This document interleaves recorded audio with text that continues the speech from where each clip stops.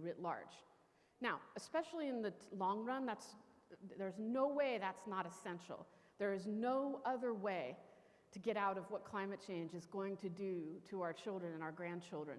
There's no other way other than no carbon, low carbon energy. So we had our hearts in the right place and not just in our wallets or our voting blocks. But it didn't work out for the long haul because the Trump administration came in with other ideas, and thus the story of American energy policy. But they want to use now military scale of demand to promote coal and nuclear, and as I understand it, by forcing utilities to buy the feedstocks, a big protectionist wall around those industries. And for me, it's hard not to reference comics where we are in the country right now, but it's like this bizarro political world where the Republican Party is for tariffs and protectionism. But we'll move off of that. The Commander-in-Chief has a right, every Commander-in-Chief has the right to make decisions about national energy security policy, and even the right to try to harness DoD's demand to some larger national security goal. That's his job. But it won't be a lasting decision because there will be a new Congress, there will be a new president, or Adam Smith will come along with a different idea. And I mean Adam Smith, the philosopher, not the congressman from Washington State. Though it could be him too, depending on what happens in the midterm elections.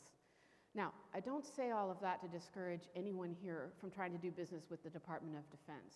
You should. They need you.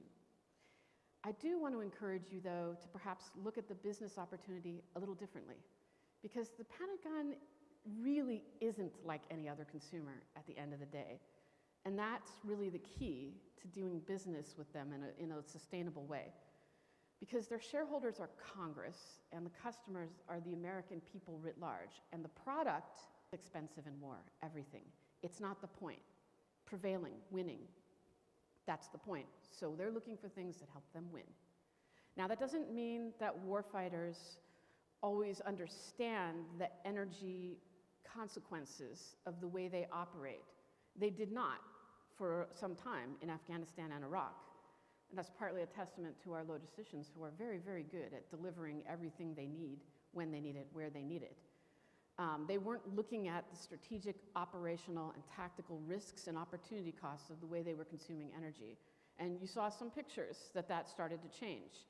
You know, if you're talking about a combat outpost in Afghanistan that's very remote, every insulated shelter, every solar hybrid generator meant fewer helicopters or fuel trucks that had to go through contested areas to deliver fuel and get shot at. It meant they could go do other missions.